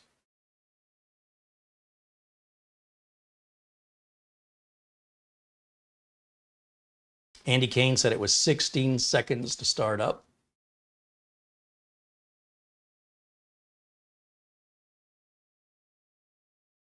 Luke Grania says he's got room on his desk to store the Project Zero build. The great thing about the Project Zero build is that you can buy those parts today. You can go to Newegg for $299. You can buy that case and motherboard combo. That's a $40 savings getting the combo. Put whatever processor you want in there, and whatever RAM and storage you want. Something you could easily do. And because if you're ordering it from Newegg, the shipping's included. If I ship this to you, it's going to be pretty expensive, probably $130, $150 to get that shipped. And I'm not done with it yet, by the way. I still have plans to place it over here temporarily to use it as a streamer for a little bit. We'll also have the red and black one. I want to start rotating streamers out, maybe once a week or once a month, just to continue some variety here on the channel and keep you guessing which streamer we're going to be using. I mean, these machines are just sitting here. Might as well use them for something. It'll also demonstrate to you how little it takes to stream. And it's very easy for me to set OBS up on any of these machines and have it up and running with all the same settings where you guys won't see any difference in the video quality, audio quality will not change. And we could work our way all the way down to a little Intel NUC and still achieve no difference in output quality of video or audio. So these machines I'm using or will use are all overkill for this application. Doesn't take much to do what we're doing here. And no better way to emphasize that than to show you. We've got the little Popcorn Tower T100 machine there. Plus we've got the Alzheimer machine. A couple of the live mixer builds would be fun just to demonstrate over here. And those are pretty high-end machines, way, way overkill for our needs. And to set them up, to basically install OBS, which is free, copy my settings and my intros over, takes about 3 minutes, maybe. That's it. I have to sign into YouTube with, name and password. We're good to broadcast. Everything's already pre-configured in OBS. And so long as I'm using the same capture card, the same microphone, and the same camera, those settings don't need to change, even though the computer's changing, because the capture card is really the heart of what's controlling our quality. As long as the capture card has enough CPU resources to run, doesn't matter what the computer is, right? Once you meet those resources, anything above and beyond that, we're not touching. So we can go pretty low end on the streaming PC, surprisingly low end to do this, to do what I'm doing. I can't emphasize enough just how overkill this 4-year-old machine that's a 9900 KS, it's utilizing 10%, 10.3%, 10.6 now of the CPU. That means nearly 90% of the CPU is just sitting here idling. And don't get me started on the RAM. That's way overkill for the RAM usage of this application. And that's pretty much all that machine gets used for, by the way, this. And this is really important, right? If I can't do this, I don't have a YouTube channel. So for me, reliability is important.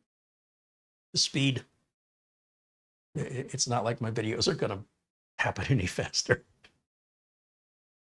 Let's take a look one more time at how we're doing here on the download. It looks like that's going to be a little while. It says it's installing. Okay. So again, this is Windows update process. It really doesn't matter how fast of a computer you have. You're going to sit through this regardless. Just a note to myself that maybe I need to start hooking these up the day before, even if I've prepped them earlier, just so we don't potentially have to sit through that. Now, let's just pretend that's done. I don't know that there's anything else for me to demonstrate here. We have basically Intel NUC quality. Can't stress that enough. So people that are worried about quality, when you get to these name brands like Geekom, they're solidly built. They have great support and a great warranty. And I can't get over just how much you're getting for $550. But if you want to spend $100 less and just go a little lower to say an i5 with half the amount of RAM, 16 gigs instead of 32, half the amount of storage at 512 rather than 1 terabyte, you're right around the $400 price range. That's with Windows 11 Pro installed. That's a hell of a deal. As for using it as a home theater PC, way overkill for that. It'll do it, but you could spend way less if that's all you need, just so you know. This is absolutely a desktop replacement. And if you want to compare the prices of finding an equivalent desktop to this in same processor or equivalent processor, storage, and RAM, along with power supply, Wi-Fi, Bluetooth, 2.5 gig Ethernet, motherboard, case, good luck finding that around $800 or less. I think would be a challenge. So I can't stress enough what a value this is. So just something to keep in mind. Ultimately, at the end of the day, how I evaluate it doesn't really matter. It's how you evaluate it. And the only way you're going to know if this is beneficial for you or not enough is to actually experience it. And then if you choose to experience it, whether you like it or you don't, and the reasons why, we'd love to hear from you and leave your comments in the chat room about your experience. That way the audience has more opinions than just my own, and they might relate to you more than they relate to me. Your perspective may be more valuable to certain viewers than mine. So, if you're going to have the experience anyway, why not share it with us?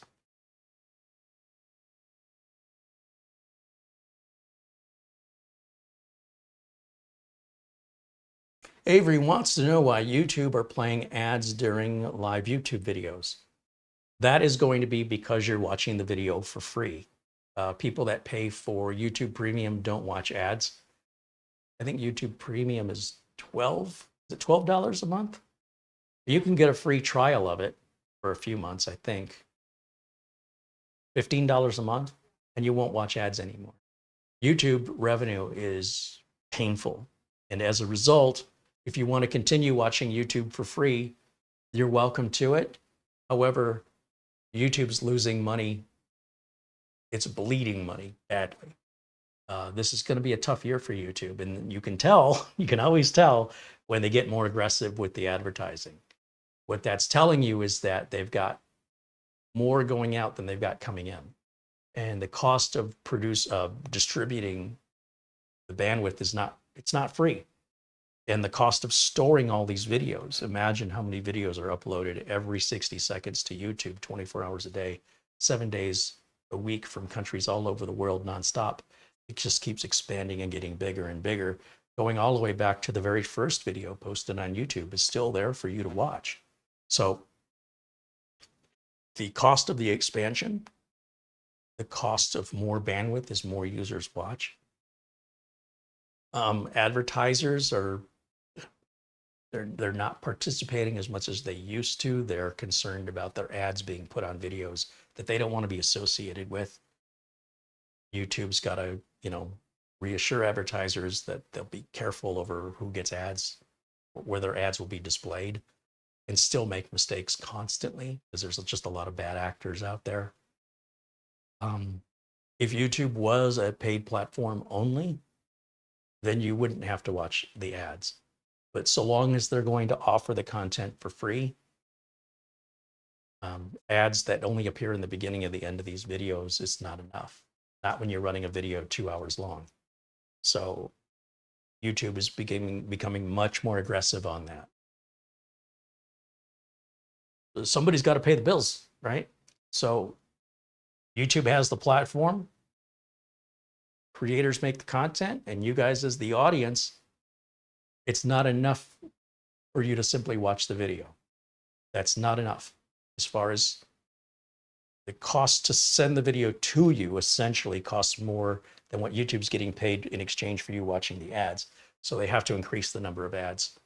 The costs keep going up for distribution and storage, and the income's going down from viewers skipping ads or using ad blockers. So the economics of it, what are the alternatives, I guess? If you have ideas that could solve that, I'm sure YouTube would love to hear them. I'd love to hear them. If I wanted to start my own video distribution, I need $100,000 just to start.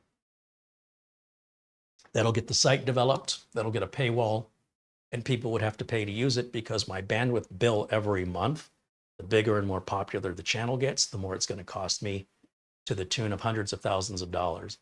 When YouTube was first created in 2007, 2006, 2007, the guys that created it were just about ready to go broke, and by 2007, they were out of money. They were scraping along, and they were going to shut YouTube down because as it was gaining popularity, and of course, back then it was nowhere near as popular as it is today.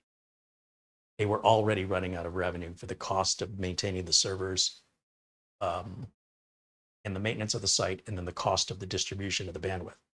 So that's when Google stepped in and bought them in 2008. And I would say they were just a couple months away from shutting down. It would have been gone and this wouldn't even exist. That's how expensive it is. And now we're 15 years on from that. And the popularity, YouTube's the second most visited website worldwide. And the bandwidth costs are millions of dollars, and equipment costs tens of millions of dollars, plus tens of thousands of employees that I'll have to get paid. So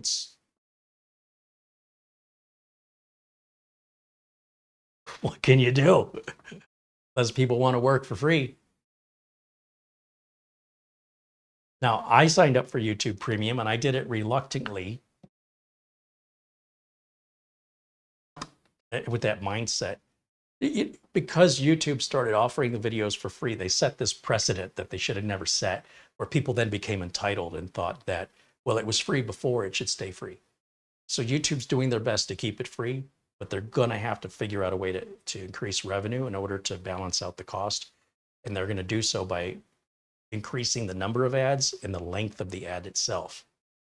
And they're getting harder and harder to find advertisers. So that's another issue, right? You've got people that are just employed as salespeople to try and get buyers to put advertising on. That's a full-time job for a lot of people at YouTube, and they're struggling.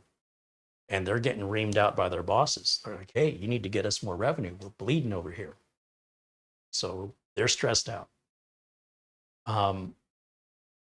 other independent platforms like Floatplane cost you money. And the expenses of running that site are astronomical. We're not on Floatplane. I have no intention of ever going on Floatplane. I'm not a fan how I've been treated by that person that runs it. But, you know, for people that utilize it, it is an alternative. The other alternatives like Odyssey and Rumble just aren't picking up this sort of traction that YouTube has. So as a content creator, if you want to be seen by the most amount of people, YouTube's really the only game in town, at least here in the United States and most of Europe. If you've already established an audience and you're a celebrity or, you know, a very big YouTube personality, you could persuade a percentage of your followers to follow you onto another platform, but that won't work for somebody like me. I won't generate enough revenue to do that. And some of your followers may be insulted that they'd be required to pay, whereas now it's fully optional. So be careful what you complain about, because it could get a lot worse. But that's why. Gotta pay, someone's gotta pay for it.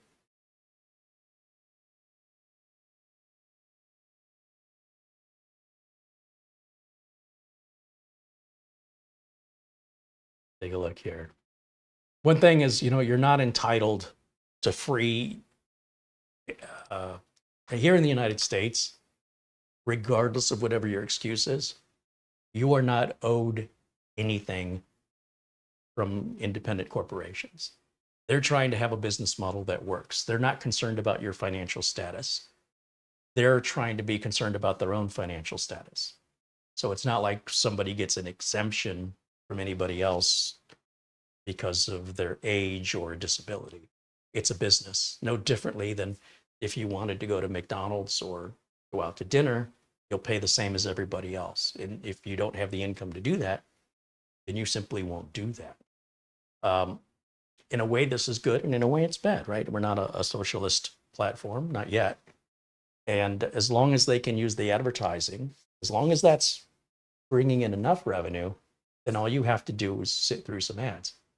Otherwise, YouTube Premium for $15 a month, I think, is way better than any of the streaming services. I'd much rather, I'll tell you, I personally get more out of my YouTube Premium than out of Netflix or Disney Plus or Paramount Plus, HBO.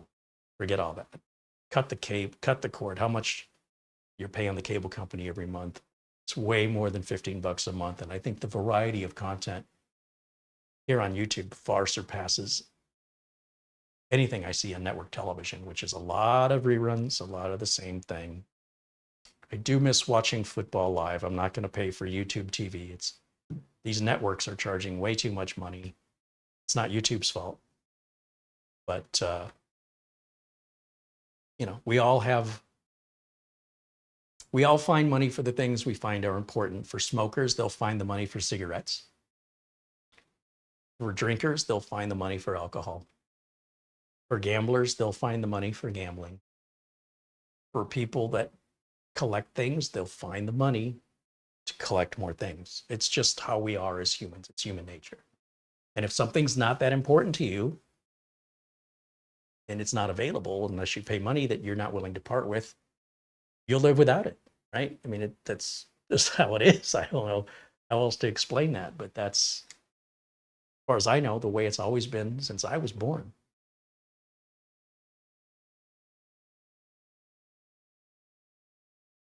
Zero Infinity says he bought an Mini IT13, which is an i7 11370, 32 gigs of RAM, 1 terabyte SSD. He got it for his girlfriend for Christmas, and it works great. And it's great power for the money. He's heard of overheating issues in the past models. Do I have any comment? My only comment is there's a bizarre fascination that the internet has with temperatures. And in the real world, outside of the internet, IRL, in real life, I have once or twice run into customers that were concerned about heat issues on their computers. It is very uncommon, it's very unlikely, and is typically the result of abusing the machine or modifying the machine in some way that causes that. Not every time, but most of the time it's end user created. And the people who obsess about heat are more easily treated personally than the computers. I'm saying that it is a personality issue in most cases that is rampant on the internet that does not exist in mass in real life. As a working computer technician, over 30 years in this industry, heat has rarely been the cause of a problem, very rarely, unless somebody has overclocked, unless somebody has built something incorrectly, or somebody has modified something. If you take the machine, the way it's built from the manufacturer, and run it the way it's intended to run, which is what 90% of the public does, you are unlikely going to have any heat issues.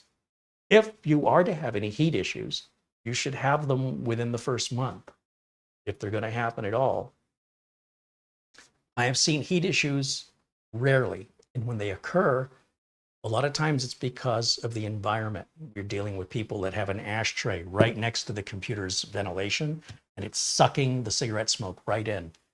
Now, I don't care if you want to smoke, but if you saw what it did to a computer just after 2 years, it's almost completely obliterated as far as the tar. You can't get it off. The cost of getting it off and the time involved, you might as well just buy a new computer.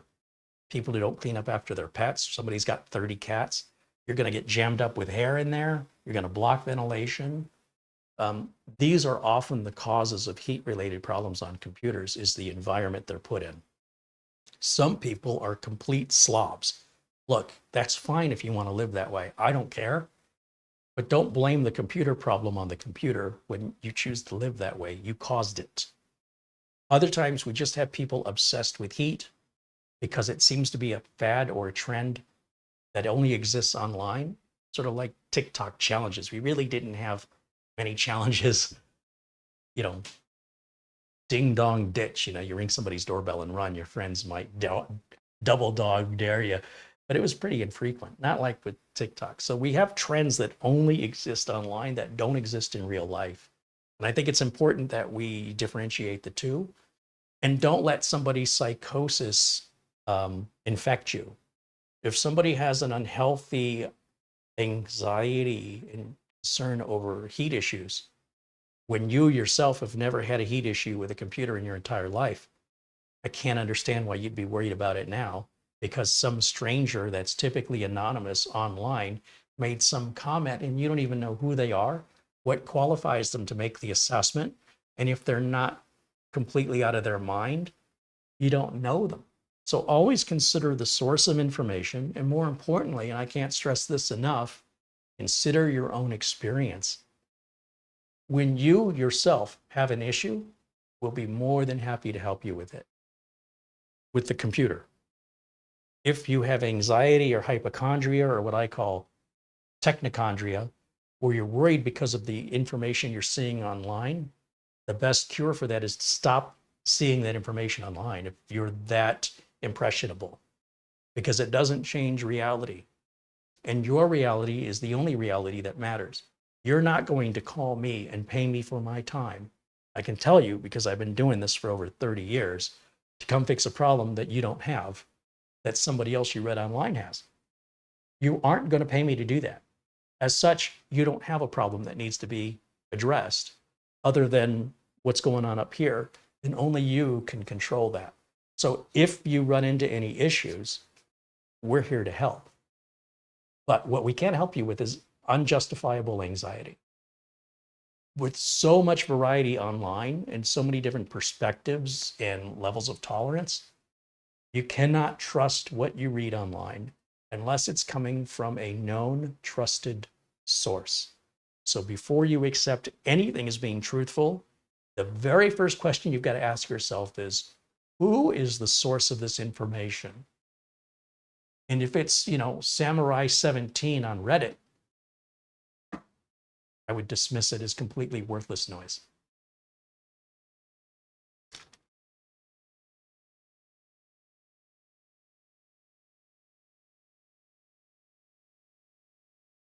Ben Laird said if you have a fast, hot CPU, it could save on your heating bills. John Williams said, I was around smokers all my life, and since I retired over 5 years ago, I feel so much better, and food tastes so much better. Well, again, I'm not telling people whether or not they should smoke, but I am telling you it creates damage. And I mean, it creates damage quickly. I can only imagine what years and years and years of smoking does to a human's lungs when I see what it does to a computer after a year or two. It's like the computer needs to be thrown away, and you can't get the smell out of it. No matter what you do, it cannot be removed. So you can take the whole thing apart. You can put it in an ultrasonic cleaner. You can get the tar out of it if you want to really work hard, spend money on cleaners, spend money on all this stuff, which will likely, with the time and money, pay for a new machine. And when you're done and it's nice and clean, it'll still smell like cigarettes. And that does have an impact on the computer's ability to cool, as does pet hair, dust, and just the environment you live in. So if you live in a sloppy environment and you don't take care of your stuff, don't expect the computer to be exempt from your environment. It's just as subjectable to consequences as what you put it into. It's what you put it through. And the people that have these supposed overheating issues quite often are anonymous and don't prove their info. They don't prove it. It's just words. They're just people talking. It doesn't really. This isn't what's kept me in business for 30 years. People who have actual problems, who pay me to solve them, that's what's kept me in business. And it's just been just a couple of times where there were heat-related problems. It hasn't happened. It's very unusual for a heat problem to occur in the real world. Never, ever in corporate America have I ever seen a computer have a heat issue. Not once. So I think a lot of this is self-created. People trying to push the machine harder than it was designed to go. People modifying the machine because they want to outsmart the engineers or they think they can. And people who read things online and think they're going to be able to get away with something through some loophole. And there's usually consequences, and they may not be immediate. They may be indirect consequences that may occur months or a year later. And then you're like victimized without realizing you're the one who caused it because you forgot all about that thing you did a year earlier from some Reddit thread you read, followed that terrible advice from some unknown person that's random, and ruined your machine because your initial response was it was working great. But then a year later now it's not working anymore, or there's an issue. And now you've forgotten you did that. And now you think it's the problem of the machine and you want to blame the manufacturer when it was your fault the entire time. I have seen that more often than I have seen machines that fail with manufacturer defect. In the real world, people are generally most of the cause of the problems I have to fix. Most of the time. Not always, most of the time. And until people learn to leave it alone, then they start having a machine that's reliable. And keep it in a nice, clean atmosphere. Take care of it. So as my parents would say, this is why we can't have nice things. Captain Fandom Nerd is now a member for 6 months. Thank you for being a supporter. Just sharing my philosophy with you. Take it or leave it. But that's just how I was brought up and what I've figured out in life so far. And these are the experiences I have in the industry. Peter VZ with a €1 contribution. Thank you, Peter.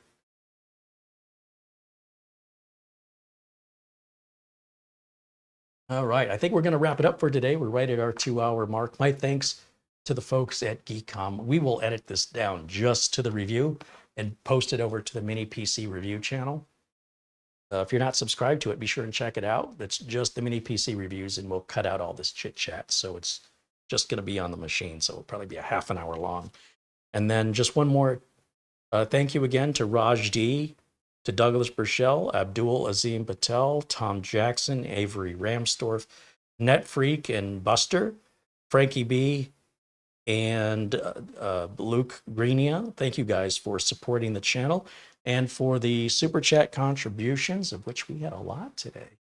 I want to say thank you to Peter VZ, as well as Steve H, Paul O'Brien, Gregory Howard. Oh, I think I missed Gregory's email. Gregory's earlier contribution. Thank you, Gregory, as always. Planet Cryos, Ron Mercura, Thomas Backenstow, PSC Computers Missouri, Peter Laycock, our Fred Buster, Sam F2000, Planet Cryos again, and Alan Lindas, Andy Kane, Ben Laird. And for renewing membership, thank you, Raj D, Andy Kane, and Captain Fandom Nerd for continuing your membership and support here on the channel so we can remain independent and opinionated without consequences from manufacturers. And thankfully, we're so lucky to have relationships with the folks like at Geekom that will tolerate our unusual review style, which I think is more applicable to real life than most of the reviews that I see on mini PCs, which again, I think they're just reading out loud what the manufacturer specs are. And they might show some game demos, which are unlikely useful to you because they're not likely games you play. So not quite sure where the benefit of that is. It feels very commercialized to me, and I'm trying to stay away from being commercialized. But at the same time, there's still commercial products I endorse. And just as a reminder, our friends at Acronis for backups, our friends at RoboForm for password management, our friends at Instant House Call for remote access, and finally, our friends over at VIP CDK Deals for discounts on legitimate legal Windows and Microsoft Office licenses that are 90% below Microsoft's manufacturer's suggested retail price. I know it sounds too good to be true, but I promise you, every product I endorse here, I personally back up. Who else does that on YouTube? These products are 100% guaranteed. They all have free trials, so you can try before you buy, and none of them are evergreen contracts. If it's subscription-based, you cancel at any time.